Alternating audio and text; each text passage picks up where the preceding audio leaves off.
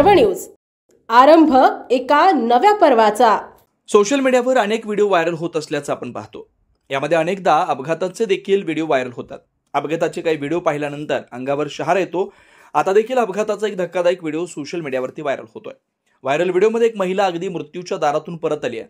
काळ आला होता पण वेळ आली नव्हती असं म्हटलं जातं। अगदी तसंच या व्हिडिओत दिसतंय। हा व्हिडिओ खरं तर काळजाचा थरकाप उडवणार आहे। झालं असं की केरळमधील कोझिकोड शहरात एका अपघाताची धक्कादायक घटना घडली आहे।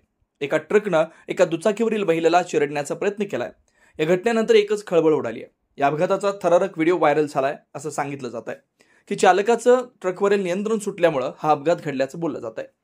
या अपघातातून दुचाकीवरील महिलेचा जीव वाचलाय। या ट्रक चालकाबाबत अनेकांनी संतप्त प्रतिक्रिया दिल्यात। पेरिंगलम शहरापासून कोझिकोड मेडिकल कॉलेजकडे एक रोड जातो। या रोडवरील एका चढावरून एक ट्रक पुढे जात होता। मात्र ट्रक पुढे जात असताना अचानक रिव्हर्स आल्याचं व्हिडिओत दिसतंय। याचवेळी त्या ट्रकच्या पाठीमागे दुचाकीवरून जात असलेली एका महिलेच्या या ट्रकने चिरडण्याचा प्रयत्न केला।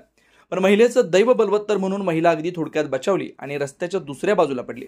मात्र ट्रकच्या खाली महिलेची गाडी सापडल्यानं गाडीचा चक्काचूर झालाय।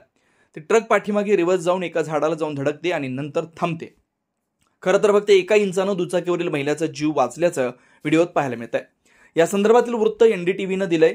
दरम्यान या अपघातातील महिलेला किरकोळ दुखापत झाली असून तिला स्थानिकांनी जवळच्या रुग्णालयात दाखल केलंय।